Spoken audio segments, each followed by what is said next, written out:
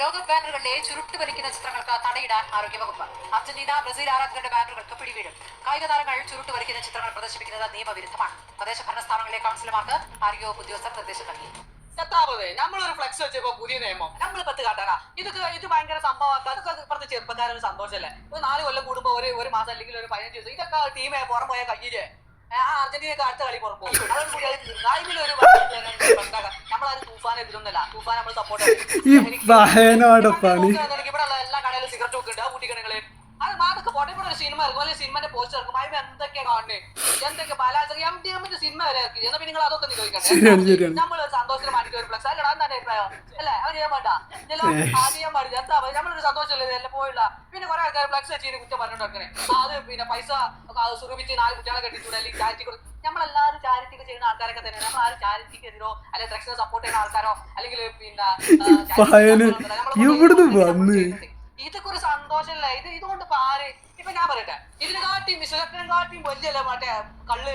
അത് ഇവിടെ ഗവൺമെന്റ് വിൽക്കുന്നില്ല. അതിനെക്കാട്ടിയും പ്രശ്നം സാധനമല്ലോ. ഇപ്പൊ ഒരു ഫ്ലക്സ് വരുമ്പോ ഒരാഴ്ചക്ക് വെച്ചല്ലോ. ഞങ്ങളെ സന്തോഷമല്ലേ ഇപ്പൊ എപ്പോഴൊന്നും ഇല്ലല്ലോ. അല്ല പോയെങ്കിൽ ഇവരൊക്കെ ഭയങ്കര സങ്കടമായിരിക്കും ഈ സംഭവം. അപ്പൊ നിങ്ങൾ കുറെ പിന്നെ സംഘടനകള് ഫ്ലക്സിന് എതിരെ വന്നു. ഈ സംഘടനകൾ അവരെ പരിപാടിക്ക് കോടിക്കണക്കിന് ഉറുപ്പ മുടക്കിക്കാണ്ട് കോടി ഫ്ലക്സ് വെക്കണില്ലേ. കുട്ടികളെ കടിച്ചൂടെ, അല്ലെങ്കിൽ ചാറ്റി ചെയ്തൂടെ, ഫ്ലക്സ് ഇന്ത്യ ഒരു കാലത്ത് ഫുട്ബോൾ കളിക്കൂല.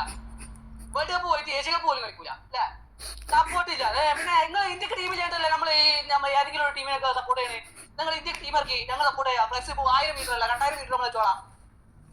ഒരു സിഗരറ്റ് ഉണ്ടായി ഓടി കുത്തി അല്ല. ഞാൻ ഒരു കാര്യം ഇപ്പൊ എക്സാമ്പിൾ ഈ ഫ്ലക്സ് അടിച്ച നാട്ടിലുള്ള ചെക്കന ഈ ഫ്ലക്സ് അടിച്ചുകൊണ്ട് 6500 രൂപ ചെലവ് വന്നു. അവിടെ എന്തായി ഓർക്ക് അതിന് പൈസ കിട്ടി. അതിന്റെ ഫ്രെയിം അടിച്ച് ഇവിടെ ഉള്ള ഇൻഡസ്ട്രിയൽ പണിക്കാരനാ. ഓർക്ക് ഒരു ദിവസം കൂലി കിട്ടി. ആ ഫ്ലക്സ് പ്രിന്റ് ചെയ്തപ്പോൾ ഞങ്ങളുടെ നാട്ടിൽ നിന്നാണ്. അതൊക്കെ പാവപ്പെട്ട ചെക്കന്മാരാണ്. ദിവസം പണിക്ക് പോകണം. ഓർക്കൊക്കെ അന്നത്തെ ആളെ വീട്ടിലേക്ക് 5 കുട്ടികളെ കായ് കിട്ടി. ഇത് പിന്നെ ഇതിനെന്ത് ദൂർത്ത് ഇത് ഓർക്ക് പോയിട്ട് ഇത് ഇവിടെ തന്നെ കിട്ടിയത്. എത്ര കുടുംബങ്ങൾ പട്ടിണിയില്ലാണ്ട് പോയി. ഏതൊന്നും പറ്റൂല. ഞങ്ങൾക്ക് സപ്പോർട്ട് ചെയ്യങ്ങള്. ആ മറ്റേ എങ്ങനെ നമ്മളെ മോഡിഫിക്കേഷൻ കൊണ്ടുവന്ന സപ്പോർട്ട് ചെയ്യും.